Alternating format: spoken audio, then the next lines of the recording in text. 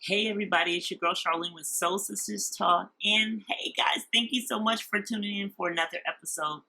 This is episode 3 of the journey of marriage, the ups and downs, and we can make it through them together. Oh my goodness. Please get your cup, get your pens, papers, and get ready for this podcast. We have a very seasoned couple who is going to give you nuggets to make sure you sustain on this journey of marriage. They've been married 38 years, young, and they are in love still. Listen, I thank you guys for supporting us and joining. I hope you enjoy this episode. Hey everybody, it's your girl Charlene with Soul Sisters Talk, and welcome to part 3 of our series called The Journey of Marriage, the ups and the downs, but we can make it through them together. One of our commitments on this podcast is to feature ordinary women and men who are doing extraordinary things in their lives, people who are impacting the world little by little, change by change. So this series is designed to create an open dialogue about marriages and its ups and its downs. And we know that marriage is honorable in the sight of God. But we also know that mixing and meshing two personalities, two willpowers, and two hearts together can certainly be challenging. So we want to explore how couples have made it through their journey called marriage. We want to thank our guests in advance for being transparent, for being honest, and for being vulnerable today, as we highlight their life and they help us with real life issues. Talking about something so intimate as your marriage is sacred and it can be hard, but opening up and sharing with others can be liberating and restorative. It can also help others on their journey. And so without further ado, I want to introduce, of course, my man. He's here joining me again. Hey, Reg. Good morning, everyone. Hey, Reg. Glad to be here. Love you guys. And our guest for today's show is Anthony and Bonnie Coleman. Hello. They will be married 38 years in August this year. Awesome. They have adult children who are married, and they have a combination of 5 grandchildren. And they are busy grandparents and involved in their grandchildren's lives, aren't you guys? Yes, ma'am. That face. What's that face, Anthony? Yes. Oh, man. Well, that's all I'm saying on the bio there. They are busy, busy, busy. So that's very good. So we are glad to have you guys here. Thank you so much for joining us. Thank you for inviting us. Absolutely. Yes. Absolutely. So what y'all think when I called you and said, hey, would y'all do this podcast with me? Always. I think it's always incredible to be able to take time to share your journey and your experience in marriage. I think it's important. I think that a lot of our younger people need to be able to hear the ups and the downs that come with marriage. And so believe me, in 38 years, we have experienced it all, the highs, the lows, the in-betweens. Yes, sir. And so Yes. it's just a wonderful opportunity to be able to share. Amen. I ditto that. I ditto everything of that. And thank you for that.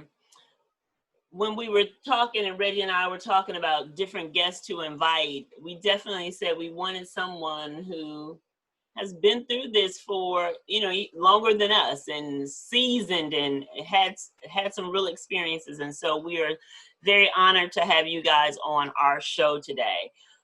I wanted to start off, as I always do, with a quote. You know which one we're going to do, honey? Had you thought about it? Well, I'm going to go back to one that I thoroughly enjoy. Okay. It's by Ruth Bell Graham, Billy Graham's wife.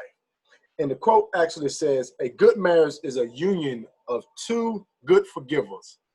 And that's one I hold on dearly, because every day I need my wife to forgive me, and also I need to forgive her and not carry no resentment. So I love that That's quote wow. there. That's good. That is wonderful. That is the quote, I think, for Christendom Yes. and for our lives. Period. Absolutely. That will carry you through. Yes, ma'am. Carry you through. I think that is an amazing quote, and thank you for sharing that one. Thank you, babe. All right. So let's get right into it. So tell us, guys, how did you guys meet? We know it's two versions. Yeah, and y'all, we know y'all got two versions. Everybody we done had on the show has his version and her version. So what's y'all's version? Who's going first? But I think we're gonna agree on this one. It was Okay, at a let's block see. party. Officially, it was at a block party. At a block party. Right. We grew up knowing each other's family, but it wasn't until I graduated and you was graduating, right? And we met at a block party. Okay. We started talking at a block party. Okay. I initiated The conversation. Okay. I walked over to her Uh-huh. and began to share a little bit of this game. It must have worked. Okay. I like accurate. that. That's accurate. That is accurate. And actually, I think we do agree on it. Amazingly. But the interesting thing is that we went to the same high school, and within that 4 years of high school, we never spoke to each other. Okay. She played basketball. I went to all of the basketball games. I actually played basketball against her in the community. We killed him. You killed him, did you say? We dragged him. But actually, never. You mean her school? No, on the basketball court. I'm talking about the school. I was on the school team, yeah.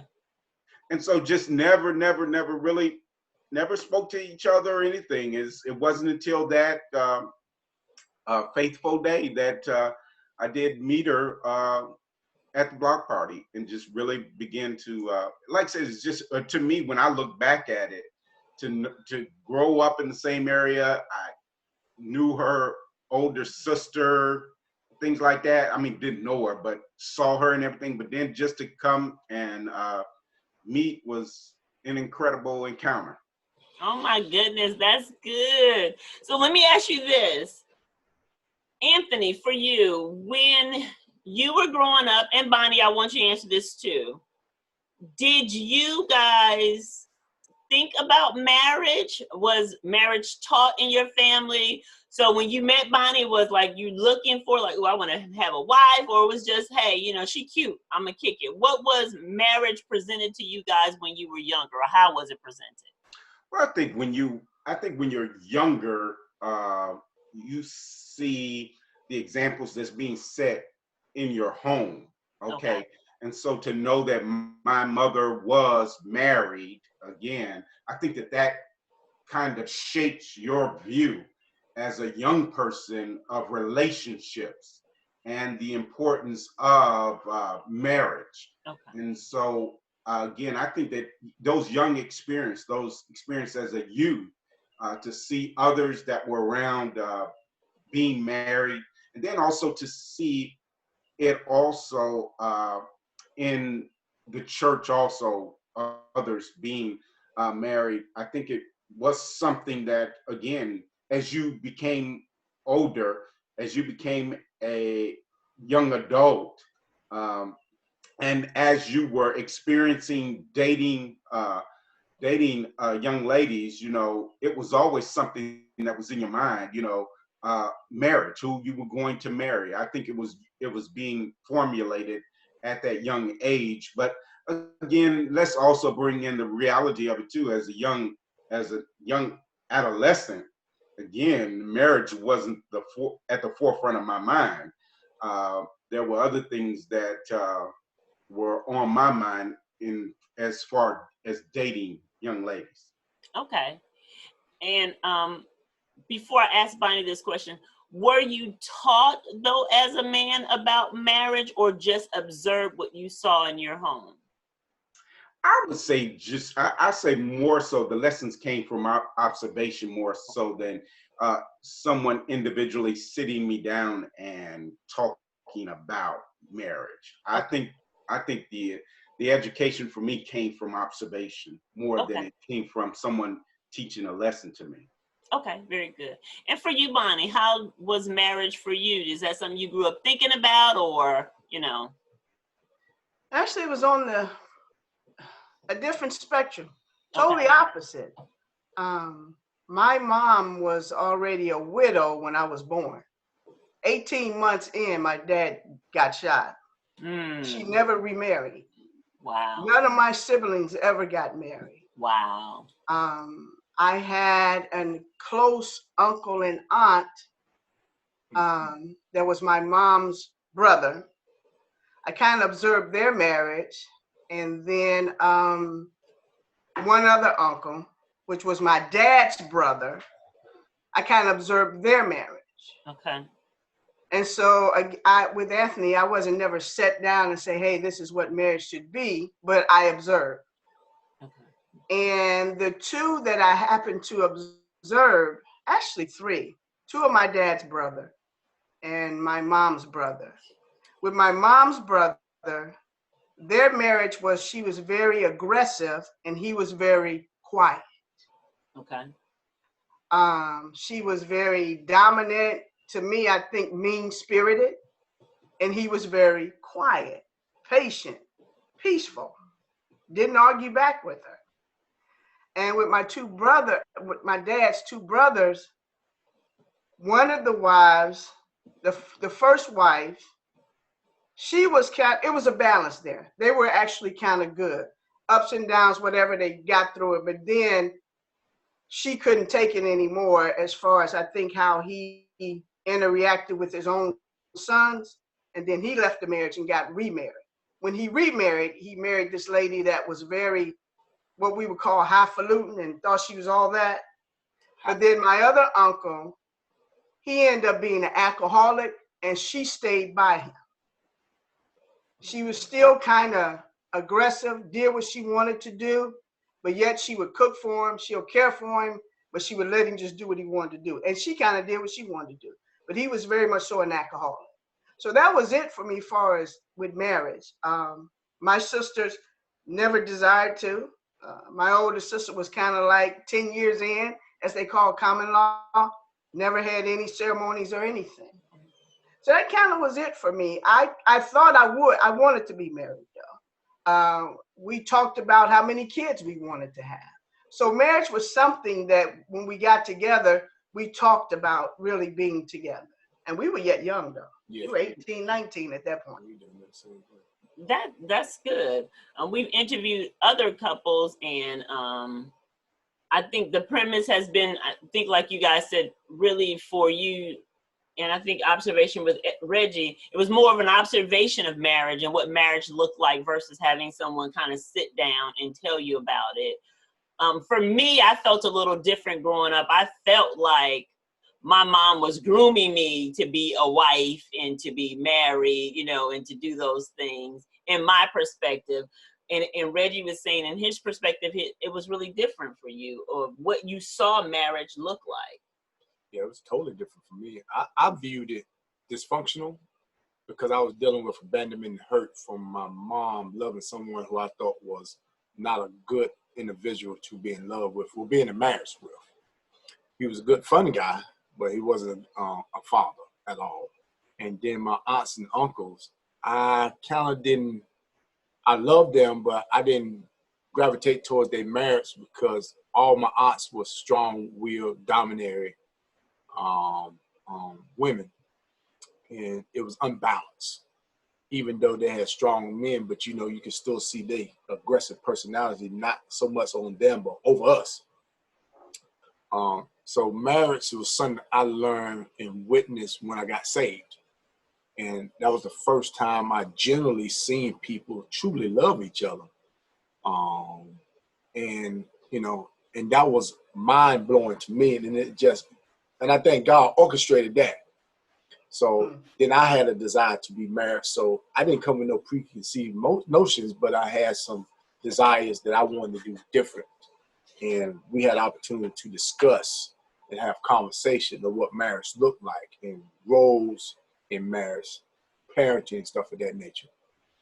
So that's good to hear how, everybody grows, their background is different in their view of marriage. So you guys have been married, what is it, 30, almost 38 years. So you guys have been through a lot and seen a lot. That means you got married when y'all were like 9, because y'all look like y'all only 38. I mean, what was y'all doing? I mean, what? Y'all looking good. I need some of that juice, doctor. Y'all had to get baby certificates signed to get married. I mean, what was y'all doing? Y'all looking good. So with that being said, you guys you must have gotten married young. And how old did y'all say when you married? High school? 18 and 19. 18 and 19. So you have had to face some challenges in your marriage. Do you guys remember one of the hardest challenges individually, or I guess it could be the same one, that you guys faced early on in your marriage? Can you share one of those times that was really hard for you guys that you faced early on in your marriage? Yeah. Anthony, you get to go first. You get to go first. Well, I think it's just like with any adventure that's new to you. It's a somewhat of a losing of your independence. Absolutely. From the standpoint of you're coming together now, and you have to lose some selfishness, because we we got married when we were young. It wasn't until a year later that we had our first child. And so what it did, I guess one of the things that the question is, One ups and downs. what are the difficulties of that? It will be, again, learning to sacrifice, learning to be less self-centered on yourself and sharing. So I think that was the biggest thing in the beginning that I had to learn. Okay. Bonnie, how about for you? Is there an incident or situation that you remember particularly that was a challenge for you guys? I would almost piggyback on the same thing that he said, but a little bit more detail, as far as once we did have our firstborn, and just knowing that you have now incorporated a whole nother family into your life, and allowing them to come in and help. So my guard was, I didn't need the help. I wanted to do it on my own. I didn't want to really share per se. And, with the child, raising the child and stuff like that. And then also, I think mainly for his family, it was, the family gathering was essential. Every Sunday it was that, it was that. And so we didn't have that in my family. So I had to adjust to that. And then I found it challenging when I wanted to pull back from it and didn't just want to go one time. And so that, what he said, far as sharing and that selfishness and wanting to be alone a lot of times, that was very challenging for me. And those are really, yeah, those are really good examples. I think that a lot of people can identify with what you guys just shared. I mean, learning that your independence has changed. Yep. Right. And now things that I used to like to do, maybe do differently or by myself, now I'm having to figure out how to do this with my partner and what they like. So those are really good. So then the conclusion to that is, how did you guys work on resolution differently when you were younger versus now, right? Was conflict resolution harder to come to then? And I'm sure it's better now because you've had time. But back then, when you had those really hard moments, how did you deal with those and come to a conflict resolution? Well, even with that same incident, we we came to agreement that we would begin to share holidays. Okay. First agreement was, let me just cook at home. Because now I'm learning how to cook, take care of family, take care of baby. And I didn't need my family or his family. I didn't want it. But it was still important to both of us how we shared time with family. So what we agreed was that, okay, yeah, you can start cooking, and then we'll rotate holidays who we go spend time with. Mainly we did it with both those. So many hours here and so many hours there. So early we resolved that quickly. That was a resolve, learning how to not ignore his family that was important to him, and then not me ignore mine, because our family backgrounds was totally different. Totally different. Talk a little bit about that. What do you mean? As far as my family was very much so in the streets, on drugs, did what they wanted to do, no commitment, nothing to nobody, in and out of, guys and, and girls and stuff, like nothing. That was the life for them. Street life was it. That's how my dad got killed, street life. And so I had a very strong grandmother, and my mom was very strong. Praise God. So you got to figure that trait. I'm the baby. I'm seeing two dominant women take care of everything, absent of a male, right? And so I got that. I garnered that. And even though you don't think you take that in, but you do when you start living your life. Yeah. Those seem like those small traits seep in. And even though you may say, I don't want to be like that, I'm going to be different. Yes. It happens, though. It does. And because it's just family, it's in your blood, and it's a part of who you are. And so with that, his family, to me, maybe he can explain his family, but my perspective of his family was more or less, they were bougie and upper echelon. No, seriously. Absolutely. And we talked about it, always talked about it. And I say, hey, my family crazy, they on drugs. Yours is crazy and ain't on drugs. But that was my perspective of it. Absolutely. Absolutely. And so I got along well with Barbara was difficult for me. Yeah. By her being the oldest. And then for him, my sisters viewed him as a square because he didn't drink, he didn't do drugs, he didn't smoke weed, he didn't do anything. So they was like, oh, you getting with him? He a square, he ain't nothing. And so what really was the turning point for them was when he gave me my first car, it blew their mind. Because no guy has ever given any of them, no, really, something of value. Something that, okay, this is yours. Right. And so it changed my sister's dynamic towards him. I don't want to say it might have been a jealousy, but they was like, Dad, he really loved her. Out of all the guys, that I'm with or whatever. And mind you, in that drug life, that's just what that was. So that's what I mean. Our families were different. And so I'm strong-willed now because my mother and grandmother is strong-willed. I'm very aggressive as well. And whatever I didn't like, I was able to voice it. But over the years, had to learn how, hey, you need to bring that down. You need to tame that. You need to work on that. Wow. Yeah, I think with earlier on dealing with conflict, that was the question. How did we evolve in dealing with conflict? I think early on dealing with conflict, she taught me some things.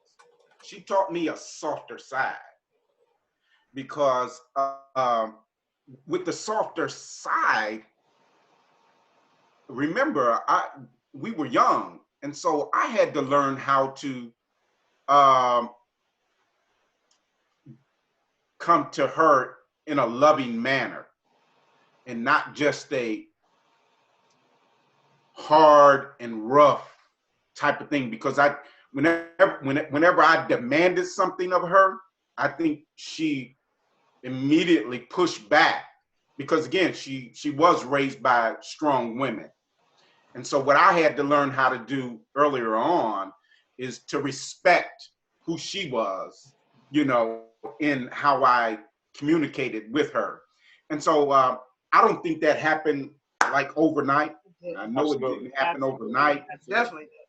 I think it was something that we had to grow to. And so I would say from the perspective of conflict, what I did was learn from her, took her cue, learn how to communicate to her, and that's something that I still, I'm no master of it to this day. It's, again, I think that she's always had to remind me of who I was talking to. Okay. And so I think when you, that's the wonderful thing about marriage is that you both come in at different levels and with different perspectives. Yes. As she was saying, because you have different upbringings. Right. My dad was very soft spoken. Okay. I don't, so I know I didn't get some of my early attributes from my dad. I was a hothead.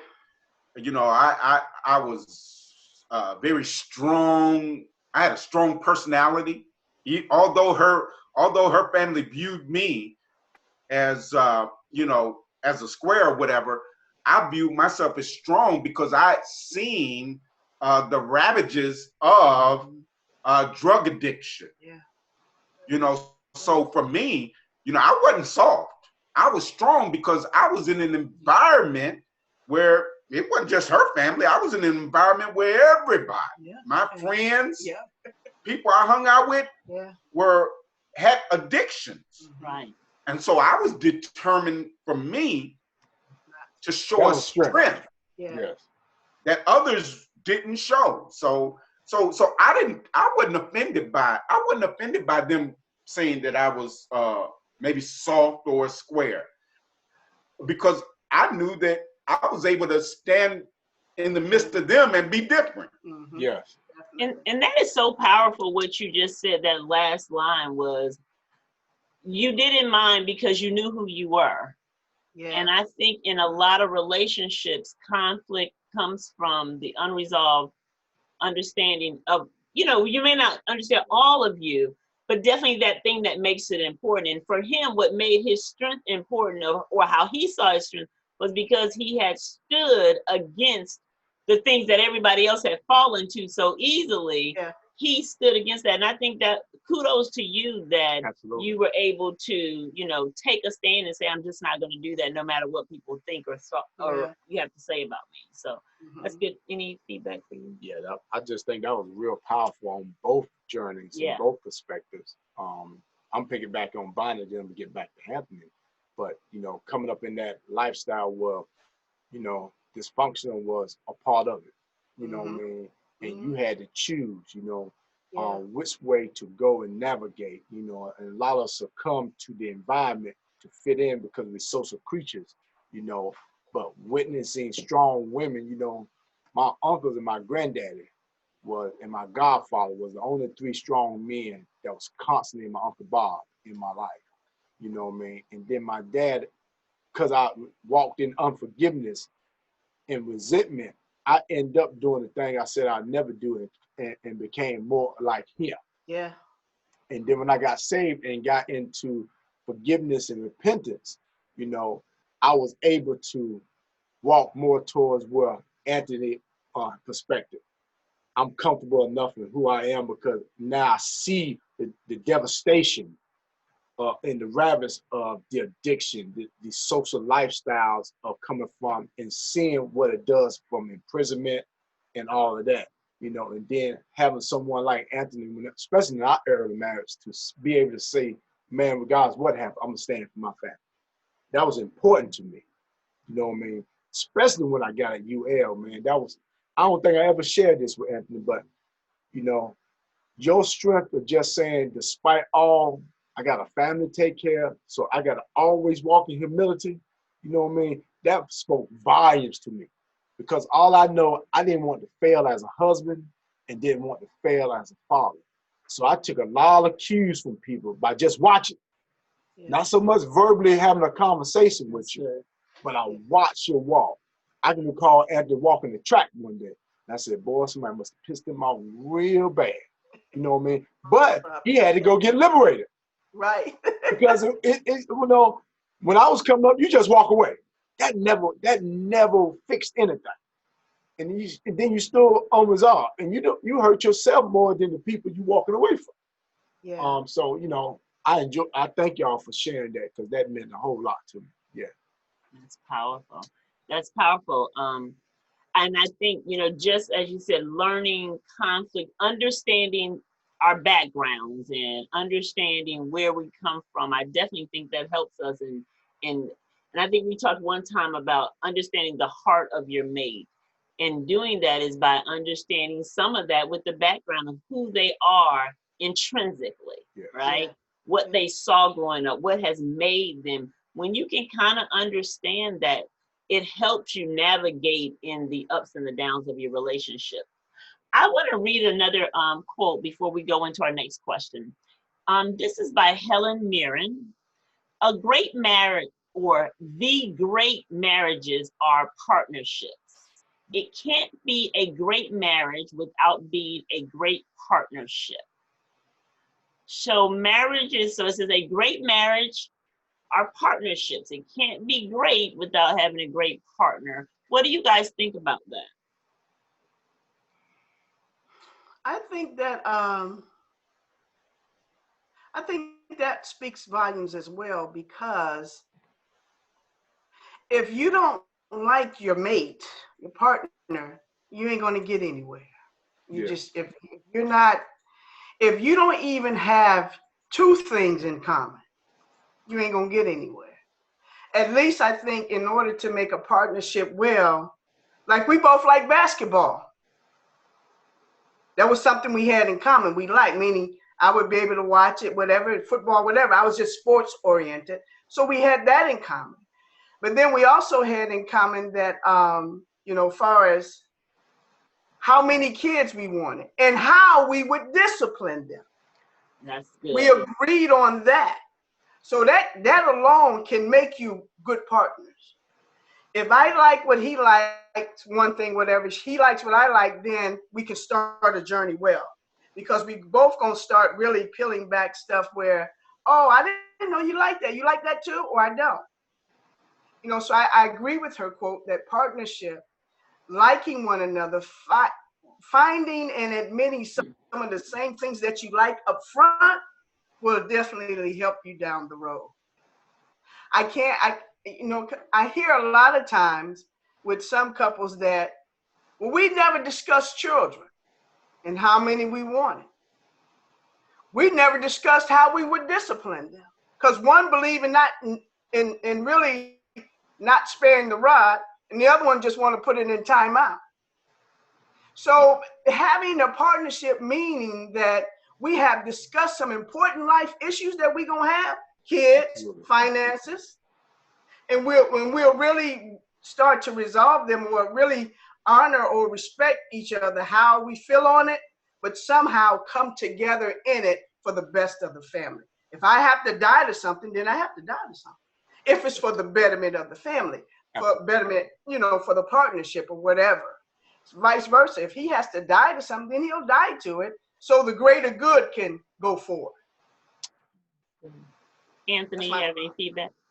Yeah, I think partnership is important, and I think that those partnerships have to have some validation to them, and some core values that you do have to share in that. And so I think that earlier on, I think, like you said, what creates the intrigue about that person is that you are attracted to them initially. Mm-hmm.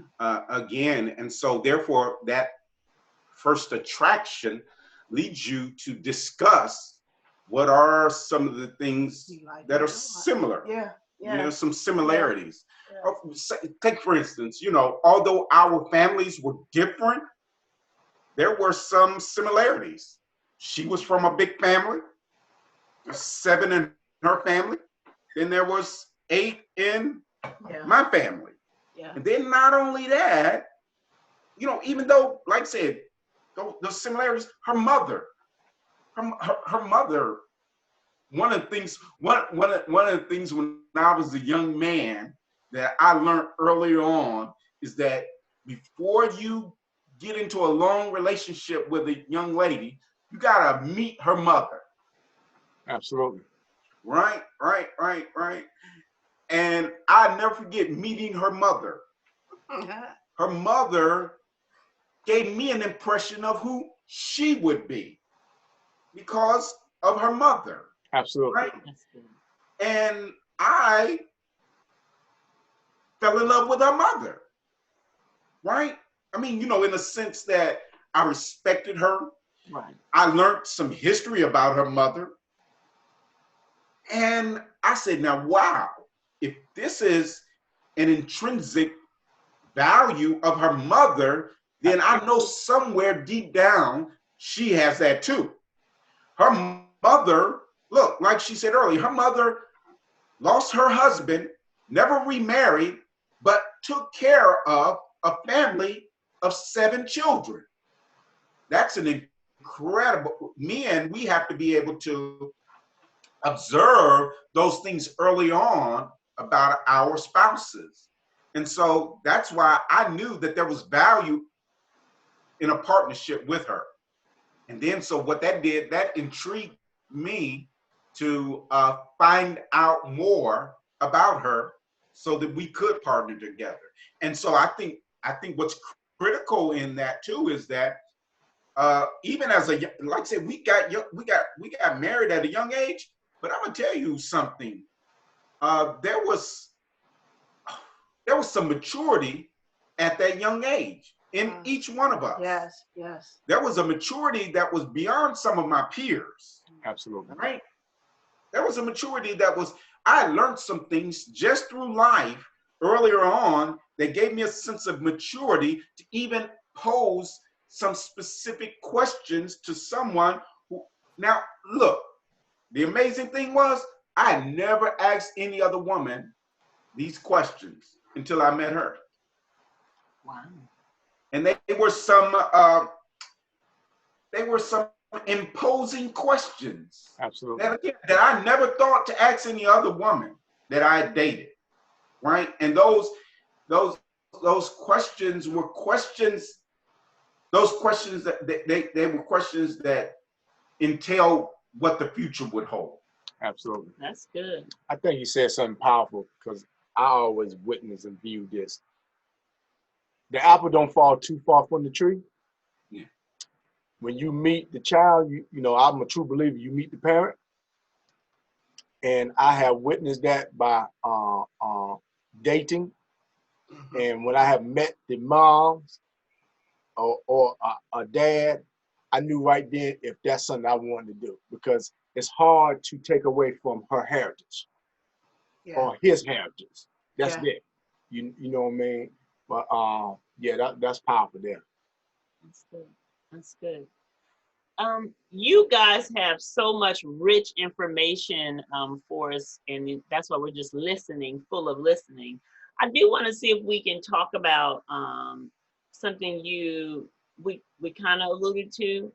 I want to ask you about intimacy in a marriage, and I want to talk to it about in a way that, you know, intimacy is stuff outside of sexual intimacy. I'm talking about, you know, non-sexual intimacy or however you view that.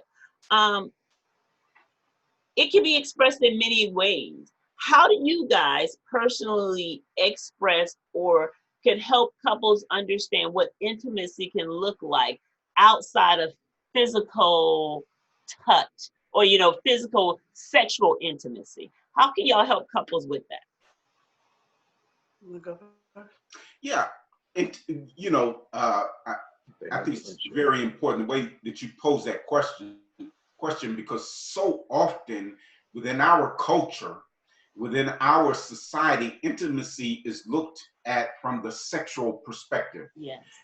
And so what I have learned over these years, because I am a product of this culture and society, I must say that early on, to me as a man, intimacy meant nothing but sex. Okay? Earlier on, right? And again, that's where your spouse comes in and you learn something.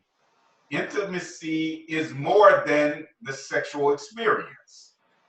And so one of the things that my wife taught me about intimacy, uh, intimacy for her meant a man providing and protecting and being a priest, right? Those things she showed me that were more, before you could get to the sexual intimacy, there had to be Emotional. intimacy in a connection of her being felt safe, secure, protected, and nourished mentally and spiritually. That's good. And I think I would add to it that in the beginning, there was a mutual agreement of the physical, sexual. It's like you jackrabbits. That's all you do. Seem like, because you're just really expressing, and it's like the doors are opening and flower. I mean, everything seems lovely. Then kids come along. And when kids come along, this is when intimacy to me changes for a woman. Okay. Because now her desire and attention is no longer all on the husband. I have someone else now. And that bond that a mother has from a child in the womb for 9 months, men don't understand it, but you help them through it. And I think that's when the intimacy changes for women, a lot of women. Because at first, it's almost as if maybe the drive was head on. Right. But then the body changes. Men body don't tend to change until they get older. Honestly, until they get older. Yeah. But all while they're in, their 20s, their 30s, and even 40s, mid 40s before their body change. Well, women's body changes from the time she could be 12, from her menstrual cycle, all the way up now. And men don't really understand that part of it, that impacts intimacy for us now. Charlene, you said emotion. Now my emotions are involved in this thing. My hormones got my emotions everywhere. And it takes a communication, right, of being open and honest with your spouse as what your body is going through. They may not understand it at first, because now I go back on what he said, a maturity comes. You have to be able to understand and to mature and say, okay, men seem to think that it's always about them and their need and their pleasure. And that's all it is. I'm in and I'm out. Whereas for women, it may take us longer. But if you clean the house up, fold some clothes, do this, prepare, I'm in now. That means I ain't got nothing else to do but give you that time. And so the intimacy is not only that, but it's everything else that comes with that. If you feed the child, if you bathe the child tonight, all of that is part of the intimacy. That means now we're going back to partnership. A woman doesn't feel like I had this kid and I'm in this by myself. You're going to help me raise it. You're going to help me feed it. You're going to help me. And so that's when the intimacy really the physical part can fall completely off, because the woman feel like I'm in this alone and you're just doing what you want to do, but we got this kid here. And it impacts everything else in the household now. But if we can understand that up front, from 12, a woman's body changing, literally at 12. I don't think men ever even saw it like that. But at the age of 11 to 12, when the woman's body really changed, and now we say because she has a cycle, she's coming into womanhood, yeah, that impacts her now. Not even before you came along, she was dealing with that at 11, 12 years old. And so now you come along and we get sexually active, or, like we just grow our hormones, all of that. And then we get married, and then a child comes along. Intimacy is the first thing that gets impacted to me.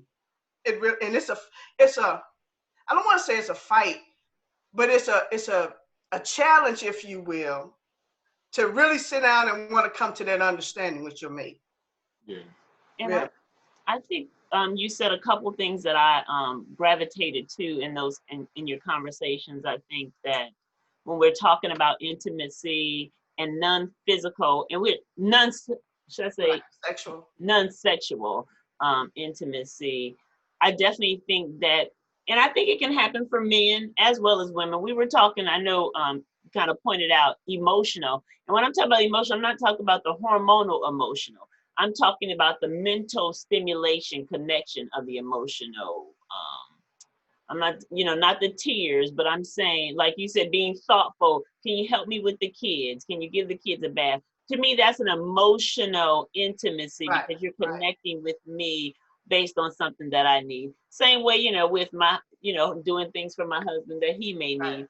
But what I heard you guys say was learning communication. Like couples need to learn how to communicate with each other. What makes you feel good and safe outside of just the physical Yeah. intercourse? What makes you feel good in your marriage with your partner to connect you guys emotionally together? And I heard someone say maturity comes into place, communication comes, and then being considerate. Yeah. That it's not just about you, Yeah. but this is about us. How can we stay, intimately connected with each other? Did you have any feedback? Yes. To me, I got a lot from what Miss Sister Bonnie said about intimacy, but intimacy also for me was friendship. I was, learning and appreciating her as a person, and becoming friends, continue learning her do's, her likes, her don'ts. You know what I mean? That comes from that communication, and then having a mutual respect for who she is, create that friendship.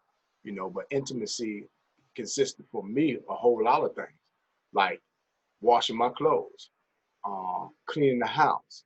Mm-hmm. Intimacy for me was making sure the grass was cut when my wife pulled up in the driveway.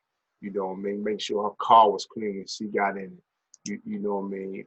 And it starts a dialogue. So when we come together, it's a smooth transition. You know what I mean? But I really think intimacy is a lot of communication and friendship.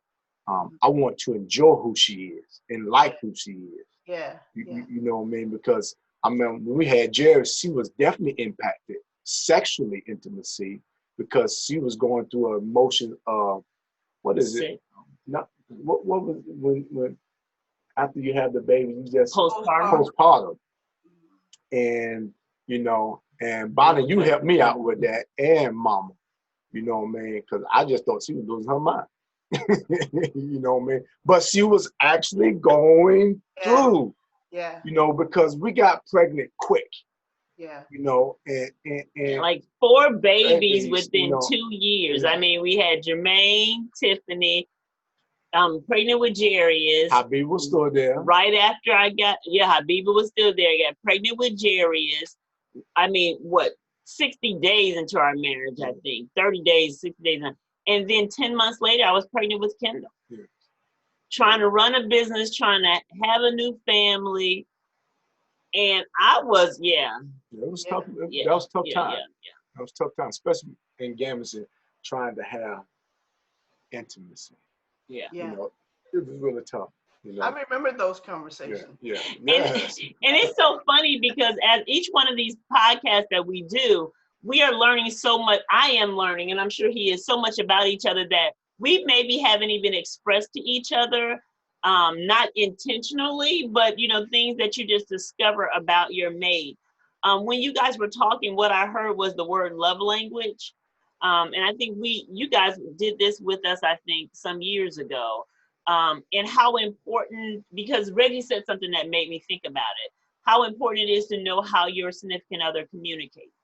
For him, he said stuff like, it was important for him to cut the grass for me, for my car to be clean. I don't even know that I thought of it that way then. I didn't realize that Reggie's love language was a gifter until we did that session.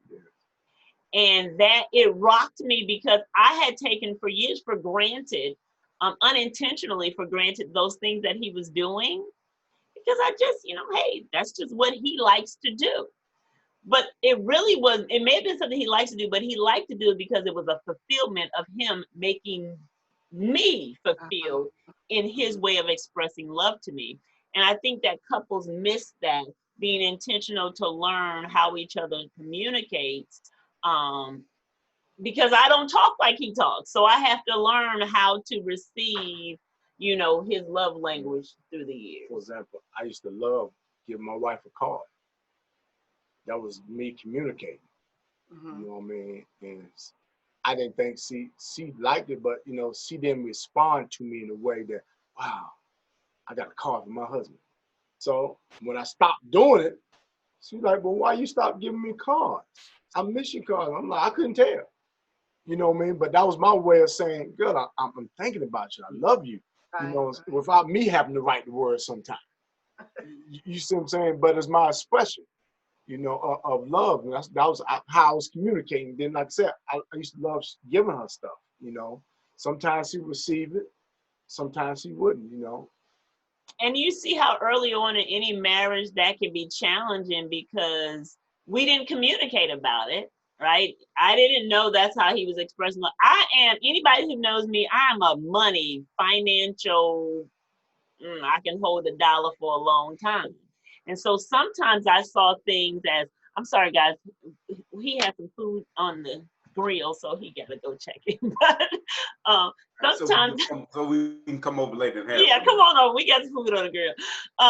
So I would see sometimes like, oh, he bought me a card. This is another $4. You know what I mean? And I didn't see it as him gifting a part of himself to me because we just didn't communicate about it. And I think that early on in relationships, if couples would use some of the tools of just talking about what it is that you need or what it is that you do to express versus automatically us feeling like Anthony's supposed to know, Bonnie's supposed to know when I do this, what it means. No, we really don't. We really don't. Yeah. So you guys are like us. You are now no longer parenting kids. We kind of talked with other couples who had children, and I don't know which one of you guys alluded to this, but you said that early on you guys actually talked about how you would parent your children and rear them. We had a lot of couples who said they never did that. They just went with the flow. Hopefully it worked out. Some of us have, but they went with the flow. But now most of the couples, and that was early on, we've all are transitioning to our children being teenagers or young adults. So I want to ask wisdom from you guys. Since you're out of parenting children, how difficult was it for you guys to transition, or was it at all difficult to transition from parenting children to young adults, and what that looked like for you guys, and what advice could you give us? Stumped y'all. Oh, no. I was waiting. I thought she was going to jump in, but since she didn't, actually, I think every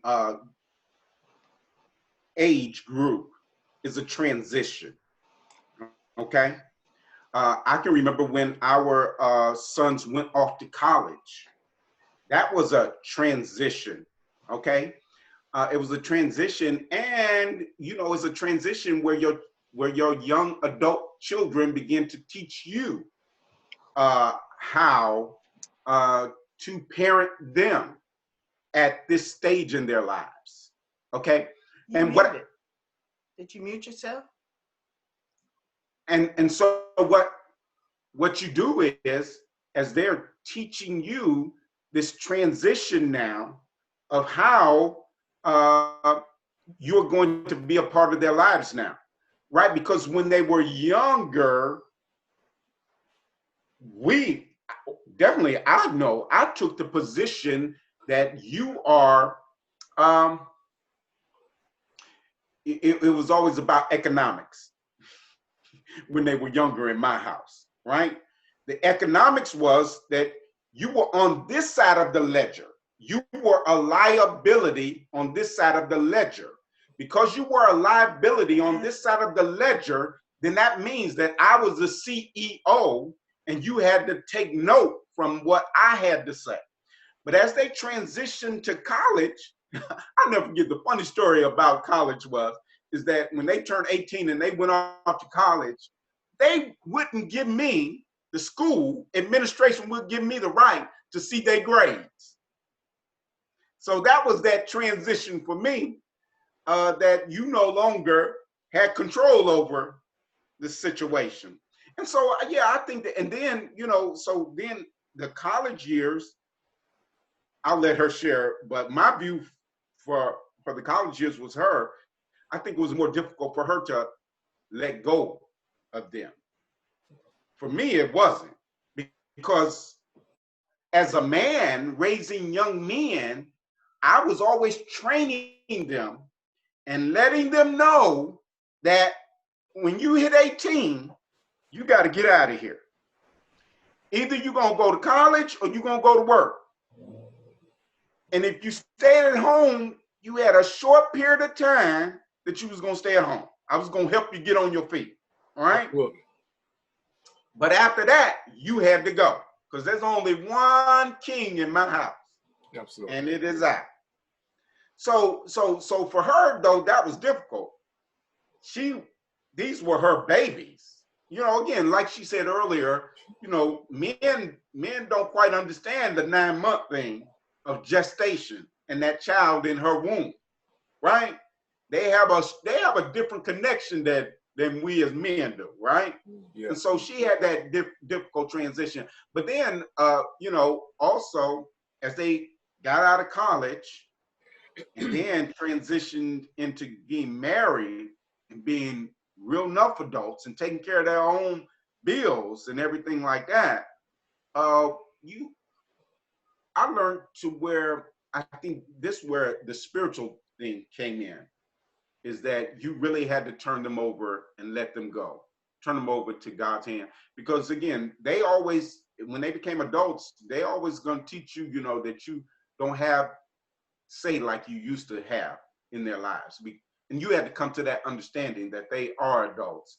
And now with their decision making and trust in what you instilled in them, that not only what you instilled in them, but then the sovereign hand of God also in their lives, and allow him to have his way in their lives as they are adults.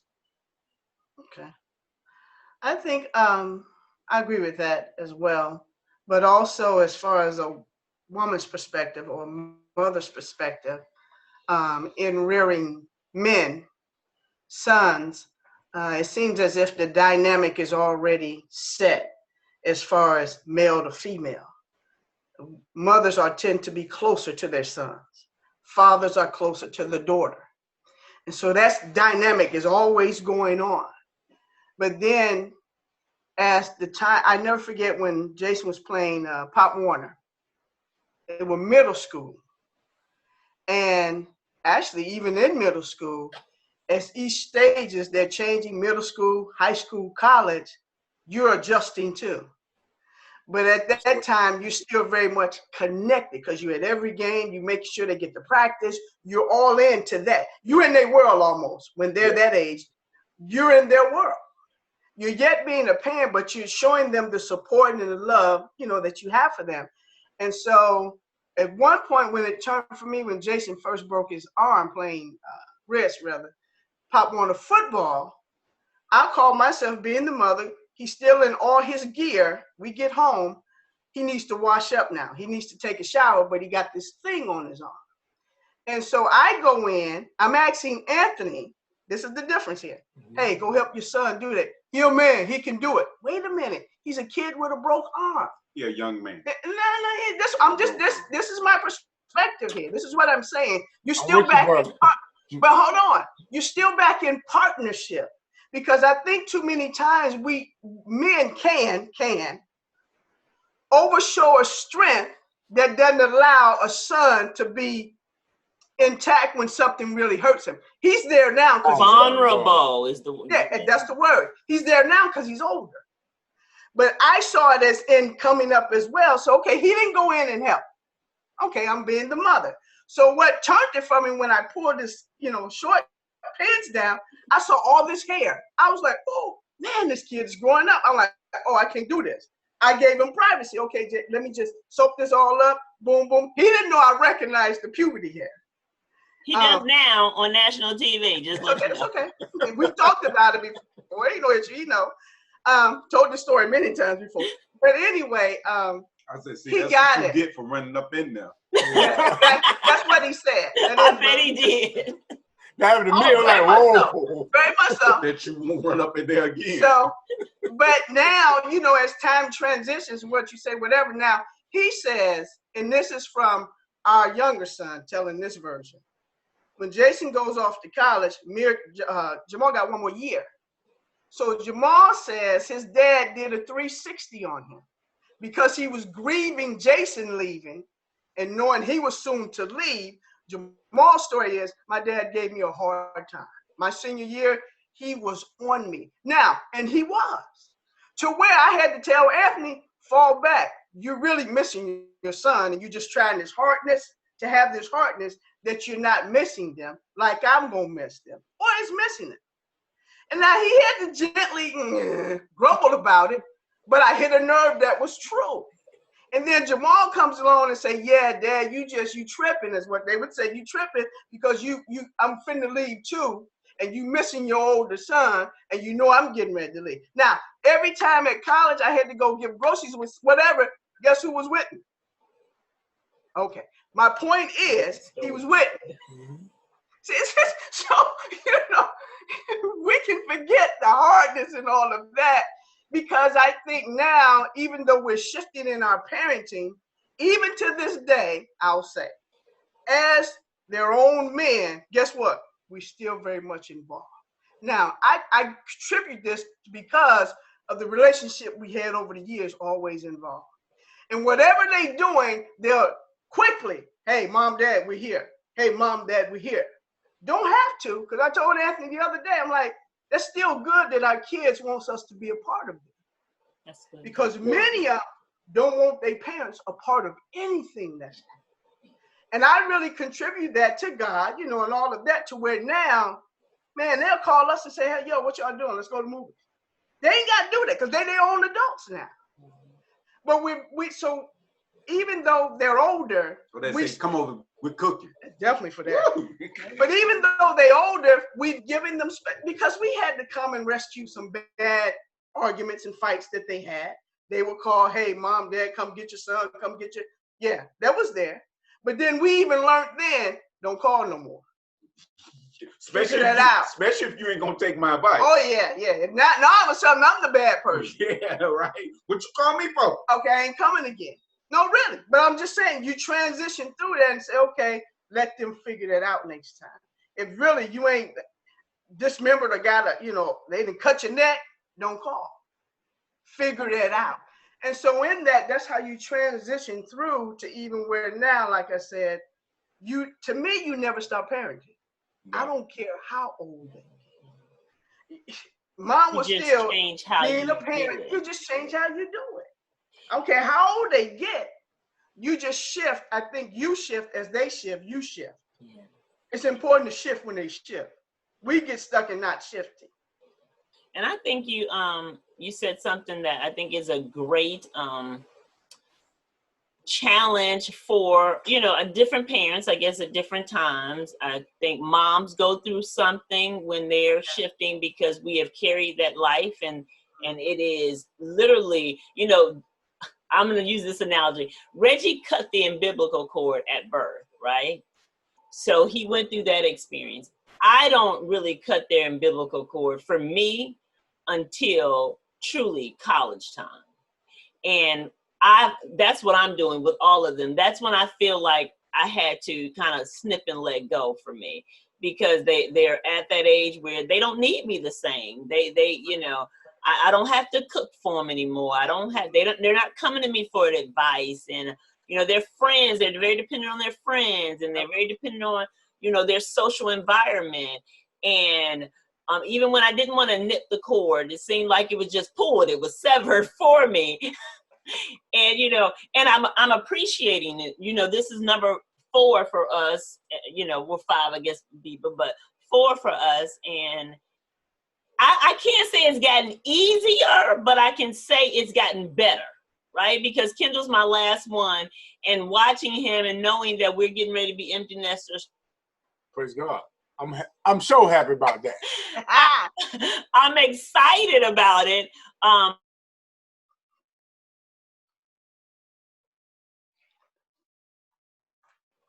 Can you guys hear me? Now we can. Oh, you couldn't hear me before? Yeah. Okay. It's definitely going to be a turn in our lives, and from what we are expecting. I don't know if Reggie had the same experience at what. I absolutely did. Letting go and allowing them to and appreciating, even when I don't agree their perspective.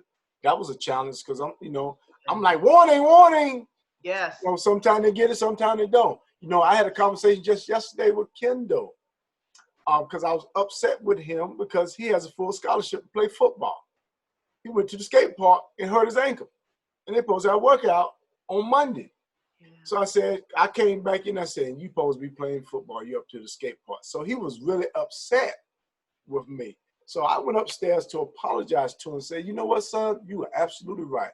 You are a young man who's about to articulate yourself and going into young adulthood. You capable of making decisions for yourself.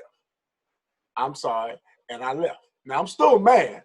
Right. You know what I mean? Because, do you understand what's going on? This opportunity that you got right here, just went to orientation and then had to spend a dime. Man. And have my money ready, boy. Or begrudgingly giving to pay for this, pay for that, and have to spend not one dime. Mm-hmm. You see? So I'm excited that, wow, look at what you have achieved. I'm so proud of you. You know what I mean?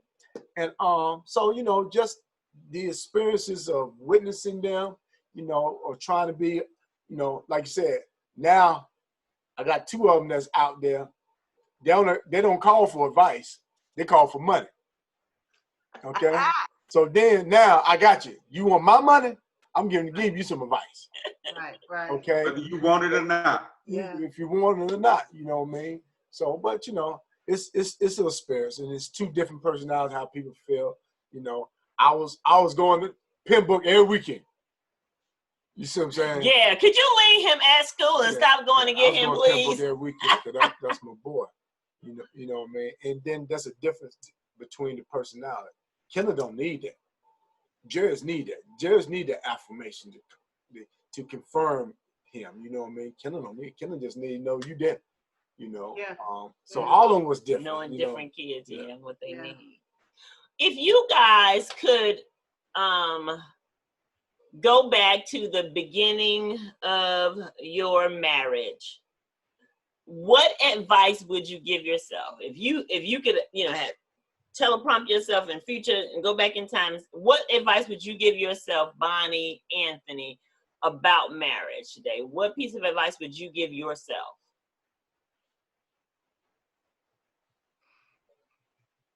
Bonnie. I'm thinking. Oh. I'm teleporting back. Okay, teleport back. While you're doing that, I'll read another quote while y'all think, okay? To take that off. Marriage is not a noun, it's a verb. It isn't something you get, it's something you do. It's the way you love your partner every single day. That's by Barbara DeAngelis. I like that quote. I like that too. Something you do. It's active. It's active. And express and show. It's action. Yeah. Let me see. But if I could go back, that's kind of a hard question because I wouldn't be where I am now had I not experienced that. Right. So it's with the knowledge that you have now, what would you go back and tell your earlier self? Hey, Bonnie, do this. Bonnie, learn that. What would you tell your earlier self? Probably, Bonnie, get over yourself.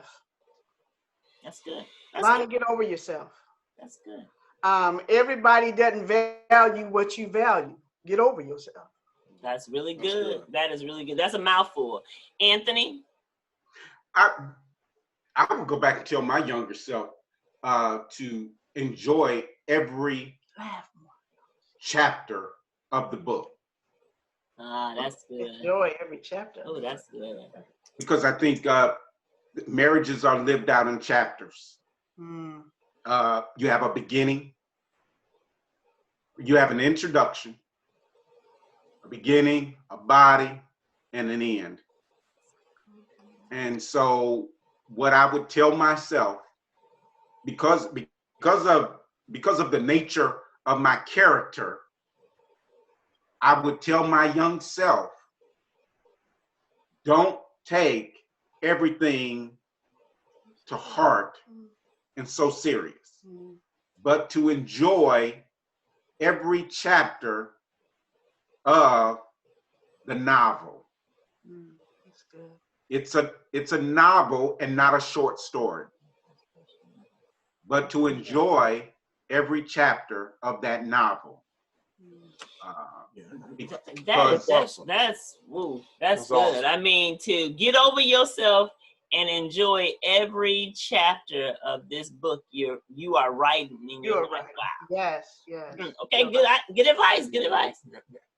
That's me there. Thank you. I would definitely go back and get over myself quickly because I was so easy to be offended. Mm-hmm. You know, quick. Yeah. You know, and then what you said, everybody don't value what you value. You know what I mean? I'm like, why can't you make my socks? Son, why can't you clean your room? You know, it ain't that serious.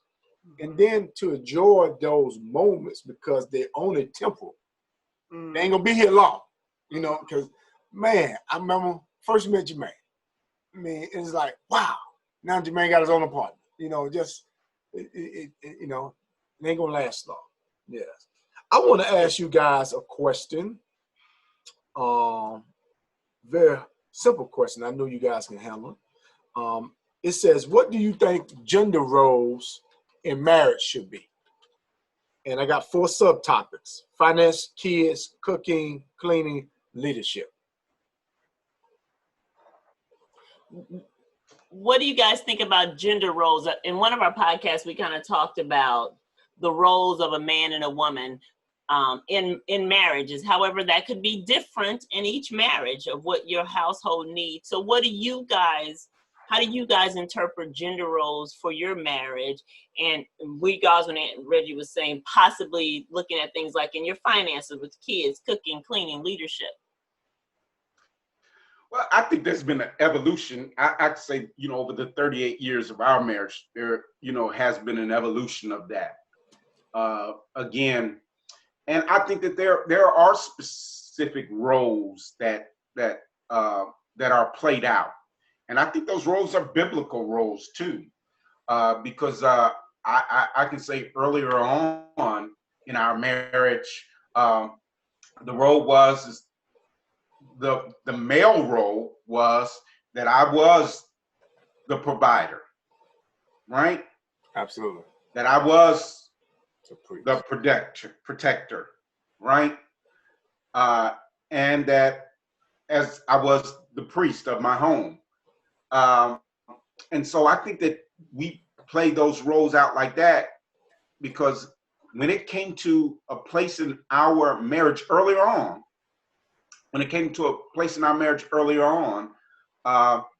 we had to make a decision on work. At that time, earlier on, when the boys were young, both of us was working. Then we had to look at childcare. And childcare was so expensive to where one of the incomes was just being used for childcare. Yeah.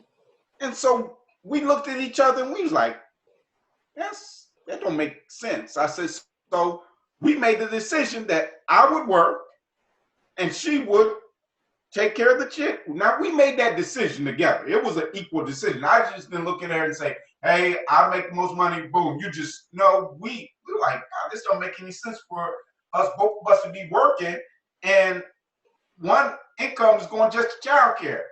So we made that decision earlier on, right? Yeah.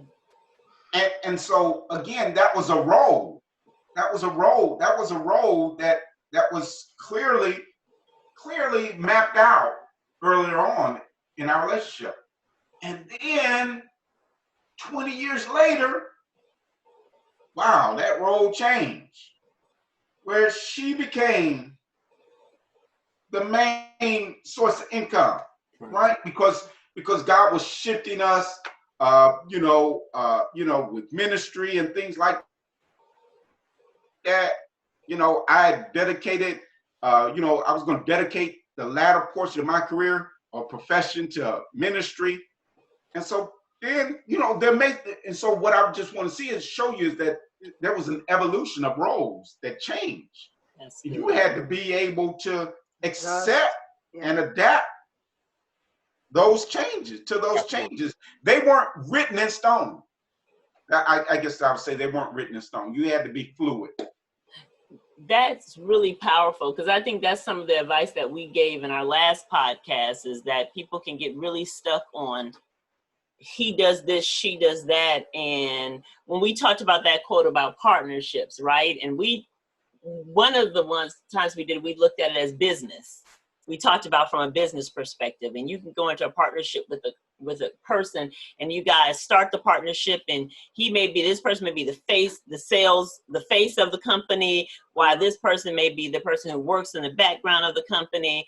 But maybe things shift and you have to change a little bit. Somebody gets worn down. I don't like going out and meeting everybody all the time. So the roles change, and being fluid and able to make those adjustments. And so I think that was really good what he just said. Yeah, absolutely. Because life changes. Yeah. We develop, we grow. Sometimes there's some stagnation because of employment. Things happen, where we have to change. And the times dictate change. Technology dictate change. But what works in my marriage and is working may not work in your marriage. I got a friend, his wife, he was grinding every day. His wife was working 4 days and making more double money because he's in system technology. And he was landscaping. And it didn't make sense because he was like, man, I'm missing my kids. I ain't making the money that I should be making. I got to pay all this child care. And then they end up reversing the roles where he stayed home and done do these due diligence with the kids. And, it worked for them.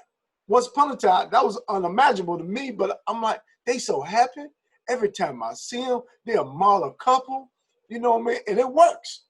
So yeah, I think what happens in that is that what we already said, you get over yourself. Yes. You learn to get over your humility. Quick. Yes. It doesn't matter which role it is, but as being a partner, you're going to step up to that plate wherever it's needed. Yes. For the whole, for Absolutely. the good of the whole. And I think what happens is I stay stuck in my selfish ways. Yes. And we prolong it. Absolutely. And then the tension fills the house, and everything gets chaos because really you don't want to let go. Yeah. Hey, it can change. Yeah. And if we can, I'll say this, if we can learn to embrace change quicker, we're better. Yeah. Wow. You're right. That's good. That's good. Embrace it quicker, because like you say, the handwriting on the wall, everything is shifting. We see this, but now it's up to you to say, okay, I agree, God. Let me embrace this. How do I fit here? And go forward with it. Absolutely. So embrace it quicker. That is so good. And I want to thank you guys so much for the information that you guys have shared. I think it has been phenomenal and just bountiful. Before we leave it in this podcast, 2 more things I want to do. I want to see if you would leave one last thought with us, with our guest. And it is, what do you think you have learned over the years from your spouse that you will never or should never forget? What's the one thing that you've learned, Anthony, from Bonnie that you'll never forget that would be eternal with you? And Bonnie, what's the one thing you've learned from Anthony that you'll never forget? That's difficult to just use one word. Okay. But I'll sum it up like this. I'll sum it up like this: commitment and dedication. Oh, that's good. Okay. Commitment and Bonnie's like, no, he just put it on me now. I got to think it. You should have went first, Bonnie. I got it. Yes. What I've learned is Anthony's stewardship when it comes to finances. He's taught me that well, and I'll never forget. And his overall work ethic. You know, in spite of, you know, some setbacks like with the aneurysm and stuff like that. To me personally, I didn't think he allowed himself to heal. He was right back up doing, and I would fuss him out every single time. But I'm just saying that work ethic, that tenacity there, and then just being a good steward has helped me out tremendously, because, you know, I was always like, well, we need, especially when the kids were growing up. They out of pants, they out of this size. And he was like, girl, learn to save. And to where now I got that, even though the roles have changed somewhat, I've got that loud and clear. Never forget. His stewardship stands out to me. That's good. That's good. Commitment, dedication, stewardship, and work ethic. Wow. Isn't that good? Yeah. Yeah. Well, since we got to go. Oh, we got I'm to gonna go go first. So I ain't gonna be put on the spot like Bonnie. I'm gonna go first. Let me go first. First thing I learned from my wife, one of the things that always I just love how she is transitional, meaning she can see a need, make it happen. Change is not a problem for her. Especially when it's about stewardship where we need income. She will figure it out some kind of way where something will happen, and we okay. And then her patience to deal with me, which require a lot. And I love her for that. So those are two things I got. Oh, thank you.